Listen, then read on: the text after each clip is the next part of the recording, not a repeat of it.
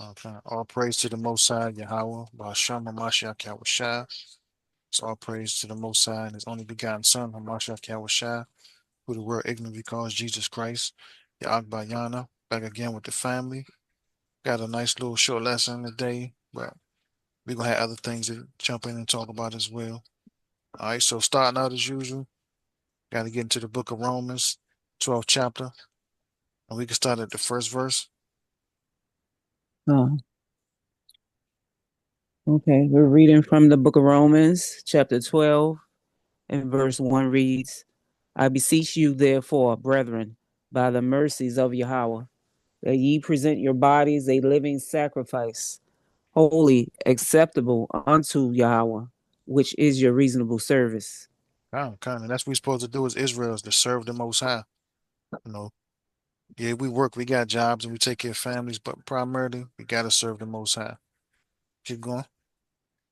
Verse 2 reads, And be not conformed to this world, but be ye transformed by the renewing of your mind, that ye may prove what is that good and acceptable and perfect will of Yahweh. Right. First things first, as always, the mind got to change. A lot of us don't think the way the Most High wants us to think, and it's not impossible. And I say it's not even necessarily hard. It's just that we got to unlearn the nonsense that we've been learning since being in Babylon and whatever other places that we reside in on this face of this earth. A lot of that, the ways of the world, the ideology, how things should be, and how man should be able to do whatever he want to do. The whole "do what thou wilt," that what's the guy's name? Um, Alex, the can't think of his name right now. It'll come back to me though. Well, I'm pretty sure people that see this understand what I'm talking about and know who I'm speaking about. I know they use that concept in the music industry heavily, and they also use that to go ahead and to influence people to do whatever wickedness they want to.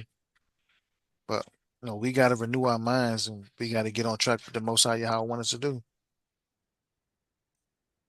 All right, so just go ahead jump over into Ecclesiastes 5. Uh, okay. All right, we're reading from the book of Ecclesiastes, chapter 5, verse 1 reads, Keep thy foot when thou goest to the house of Yahweh, and be more ready to hear than to give the sacrifice of fools, for they consider not that they do evil. Come on, keep going. Verse 2 reads, Be not rash with thy mouth, and let not thine heart be hasty to utter anything before Yahweh, for Yahweh is in heaven, and thou upon earth. Therefore let thy words be few. Come. And again, as always, listen more, talk less. That's what the Most High want us to do. You know, when Moses gave our ancestors the commandments, it was for them to do a whole lot of listening to absorb the message that was being brought out. And all of that was given for our good, for us to benefit, for us to prosper. It wasn't to hurt ourselves or anything. Just nowadays, and I know we talk about certain type of foods people eat. And I was talking to this older brother, had to be like 60 something years old. And the man was talking about eating shark meat. And like when he seen the disgust on my face, he was like I didn't know good eating or something. And I'm like, man, where you from, man? You eat shark meat? He's like, yeah, eat sharks and turtles. I guess he ate snails and stuff too. And I'm talking about straight up Jake.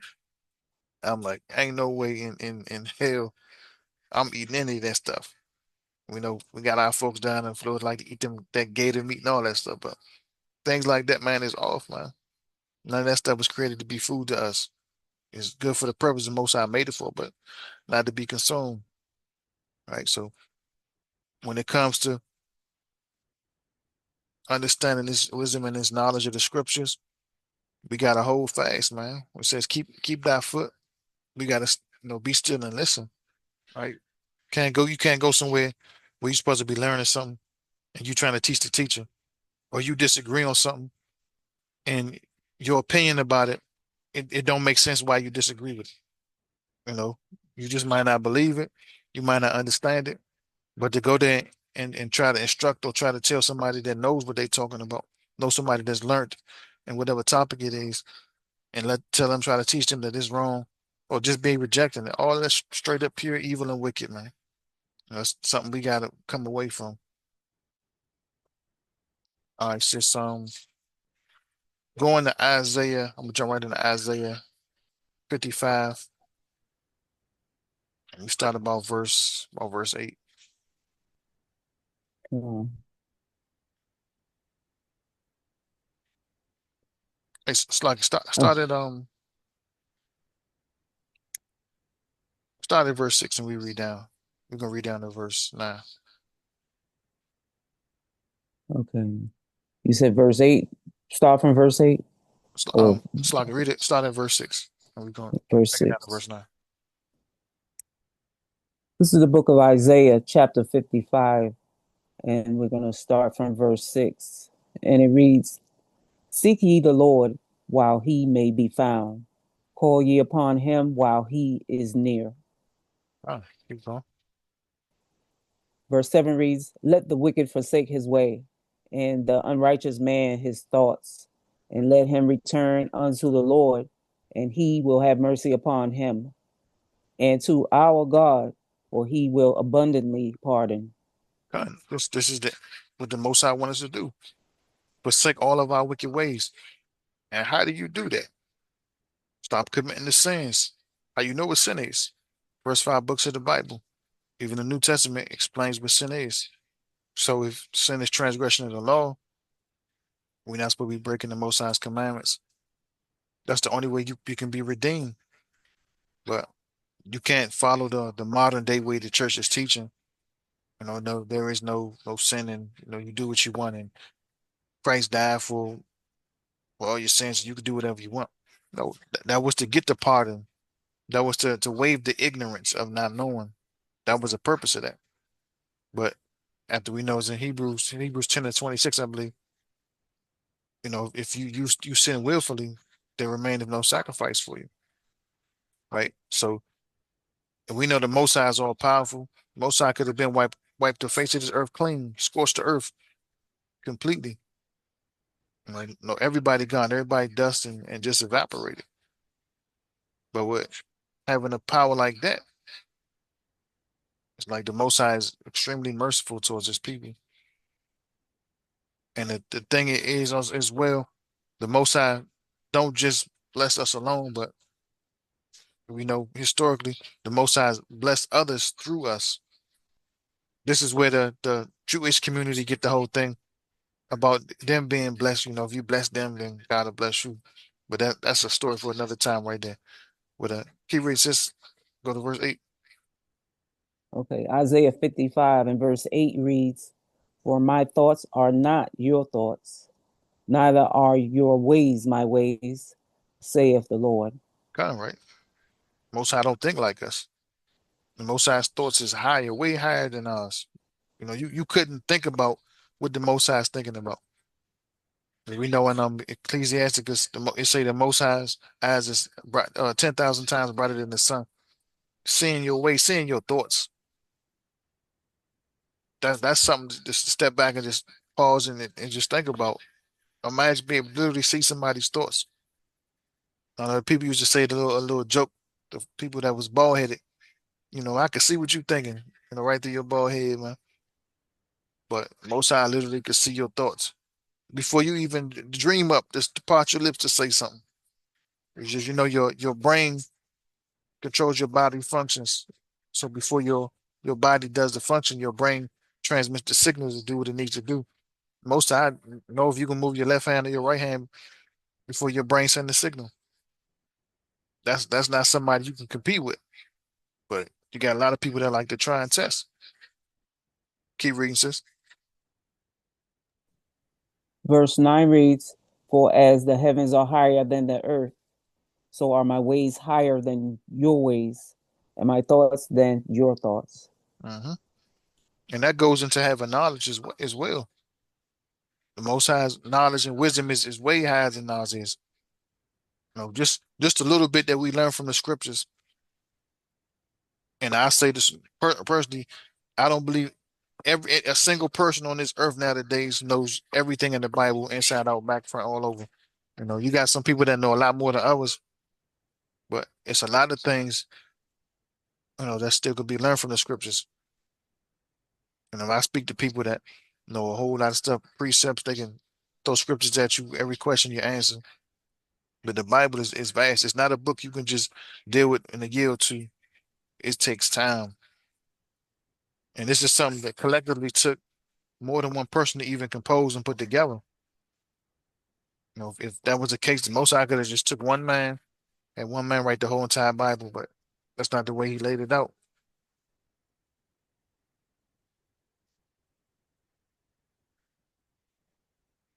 All right. Let me grab. I'm gonna jump back into Matthew. Okay. That's another thing I was gonna say earlier when it comes to this in this verse in Isaiah about the Most High's thoughts. And I've had this conversation with quite a few people before. Some people literally think when it comes to the Bible that man has just destroyed it completely, so nothing in the Bible could be credited. You can't use it. You can't apply it to your life or anything. It's all damaged. You got to throw it away. Books was taken out of the Bible. But if you actually read the scriptures, and I mean literally sit down and read the scriptures, you'll see that's 100% not true. There's more than enough in the scriptures, even if you're just dealing with the 66 books, minus the Apocrypha. There's more than enough in there.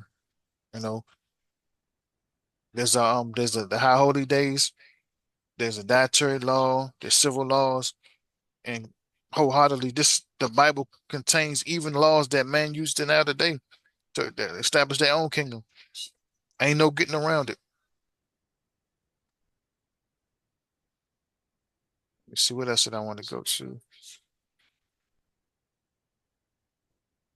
Go to Matthew chapter 6. Hmm. Jump into Matthew 6. And you start at verse 1. Hmm. Okay, we're reading from the book of Matthew in chapter 6. Salakia. The book of Matthew, the 6th chapter, and verse 1 reads, Take heed that ye do not your alms before men, to be seen of them. Otherwise ye have no reward of your Father which is in heaven. Right. So when you do something charitable, like you want to let's say you giving somebody money, giving them clothes, do things in secret, man. Because a lot of people in the world, they want to get credit for what they do, and that's not how the Most High operates. You know, the Most High don't put itself in the center and say, "Hey, I gave you life," even though we know this. We know everybody gets life from the Most High. His chosen people and the other nations. That's where their life come from. But as an example, the Most High don't want us to be a person that's trying to reap the benefits of it, right? We're not trying to soak up everything because the Most High is the one that put people in place to be able to do things. Not that people always are charitable and like to do things forever, but primarily the Most High is like, look, when you do something for somebody, be humble about it. No, nobody got to know. You ain't got to put it out there because all the cheering and stuff and the congratulations and the pats on the back that you get, that's about it. You're not going. The Most High not gonna roll out the red carpet for you for doing that. But keep going, sis. Matthew 6 and verse 2 reads, Therefore, when thou doest thine alms, do not sound a trumpet before thee, as the hypocrites do in the synagogues and in the streets, that they may have glory of men. Verily, I say unto you, they have their reward. Come on, keep going. Okay. Verse 3. But when thou doest alms, let not thy left hand know what thy right hand doeth, Come on, that you ain't got to thou. talk about it. Okay, So sorry. you Uh, ain't got to talk. No, you good. You good. You ain't got to talk about it. You ain't got to say, hey, I donated $100,000 to that the charity over there. I gave those homeless people some food. I brought the young man over there a pair of shoes, and I spent $250 on them too. Oh, brother, that was a nice thing. because it kind of paints this image like that person wants to be recognized as a god, man. It's instances where you have kingpins, big time hustlers in public giving out food to people, right? Like, and they get recognized for that. Oh man, you a good person, but you do 100 of it, evil, wicked deeds.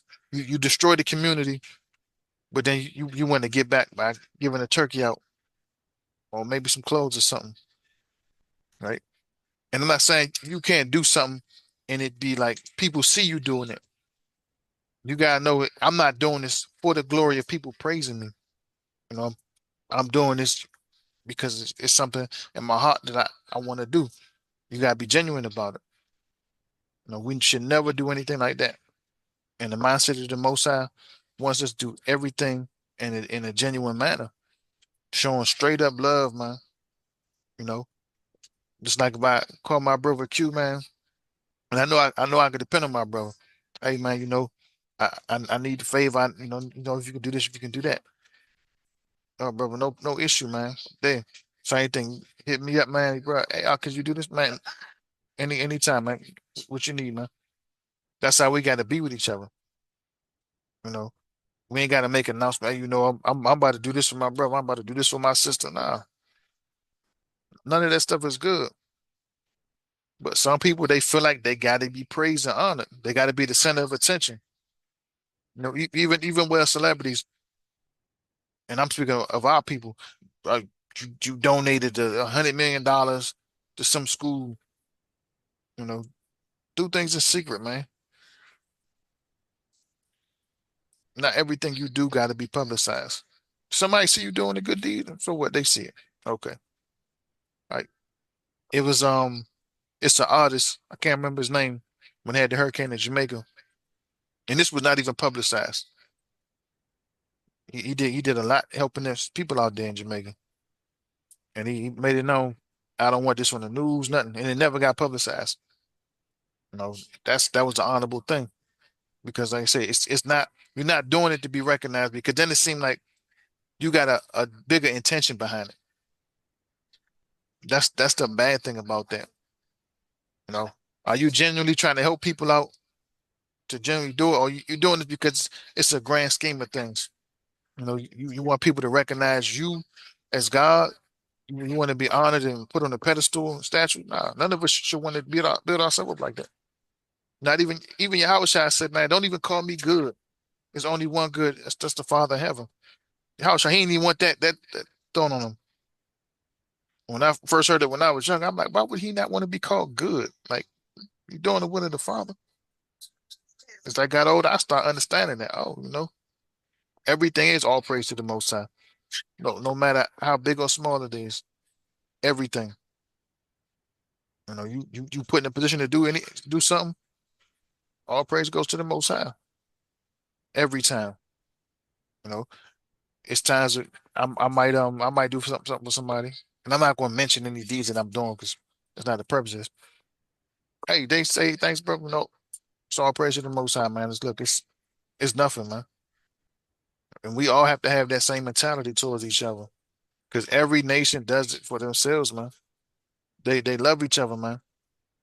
They really care about each other. It ain't about making a public spectacle or trying to be pedestal. But for some reason, when it comes to our nation, we got to get all the credit. And a lot of times when you see how people do thank the Most High, they not really thanking the Most High. They thanking Satan. That's why they in a lot of these positions. Because you can't live a life of wickedness and think that, hey, you know what? This is a blessing of God. No, nah, man, God don't bless sinners, man. So we got to stay away from that train of thought. But keep reading, sis. Uh, Matthew 6 and verse 4 reads, that thine alms may be in secret, and thy Father which seeth in secret himself shall reward thee openly. Keep going. And when thou prayest, thou shalt not be as the hypocrites are, for they love to pray standing in the synagogues and in the corners of the streets, that they may be seen of men. Verily I say unto you, they have their reward. But thou, when thou prayest, enter into thy closet, and when thou hast shut thy door, pray to the Father which is in secret, and thy Father which seeth in secret shall reward thee openly. Keep going. But when okay, but when but when ye pray, use not vain repetitions as the heathen do, for they think that they shall be heard for their much speaking. Some people get long-winded in the prayers, saying, repeating the same thing over and over, non-stop. Mm. Most High ain't hearing that. Because like I said again, the Most High already knows what you want. He know what you need. You know, myself, when I do pray, I always make it a habit to be more thankful. Thank the Most High for things more so than asking the Most High for things. That's what I like to personally do. Because we know the Most High give you a blessing anytime. It ain't up to us what we want, how we want to receive it. Most High might not have it in his plan for you to be rich. He might not make you poor. You might barely be middle class, but the Most High sustained you. I don't know if y'all remember the story of it was a lady and her son, and I think it was Elijah. He asked the lady to make her just a little cake, and though she was like, I only have a little bit for my son, and then we're gonna die after this. We ain't gonna have nothing else. And she ended up doing it, and then the Most High made sure she always had. Stuff like that is stories like that. I like to maintain it in my memory constantly. So in the manner of that, and of course that was a different time back then, but we do have to have some trust, even if you do something for somebody, and let's say they're not thankful or anything for that. Don't even be mad at them, man. Let them go on about their business, man.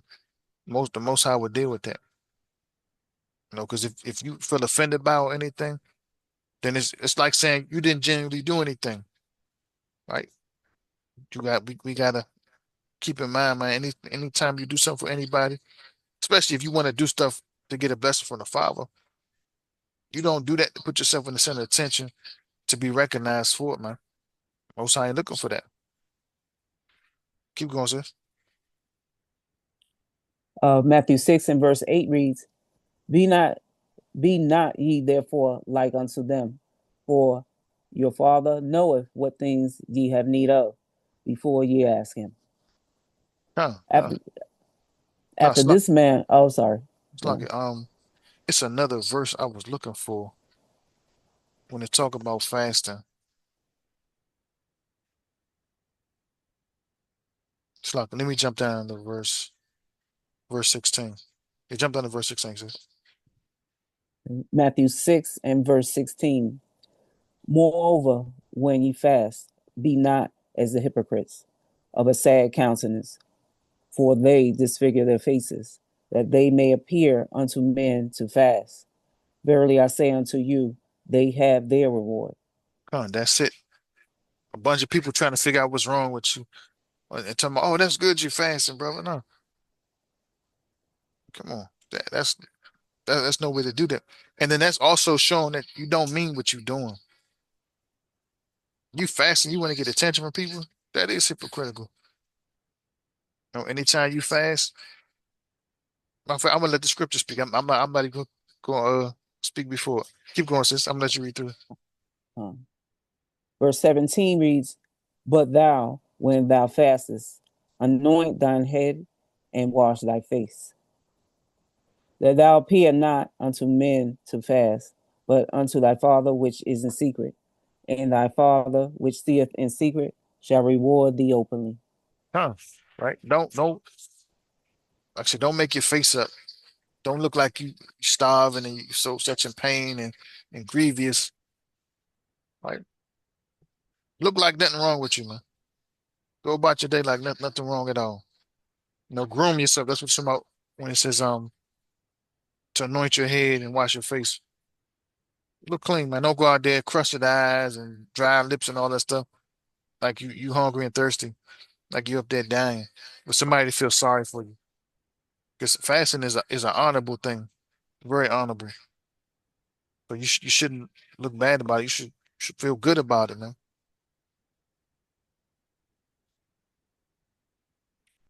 Um, keep going. I'm gonna stop you at verse 20.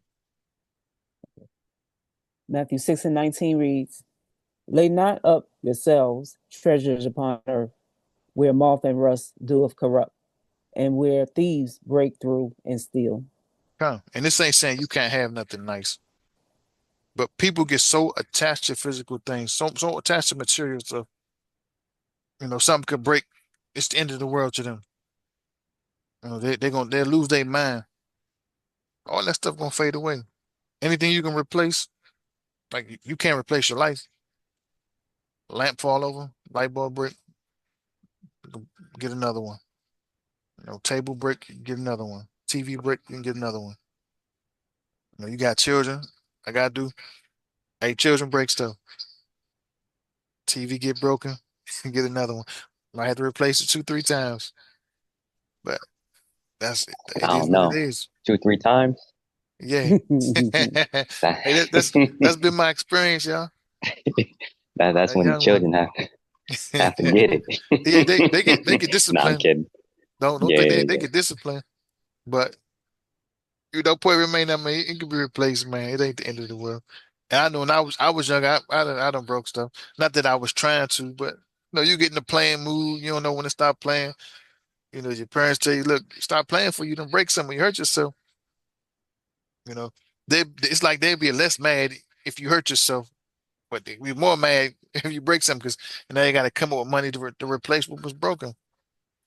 I get it because I feel it myself. Experiencing it as a parent now. But I've been learning, not to blow stuff out of proportion, man. If I'm break, well, now you just don't have a TV, do it like that, and you can't break mine. So, you know, had to make you get a job and replace it yourself.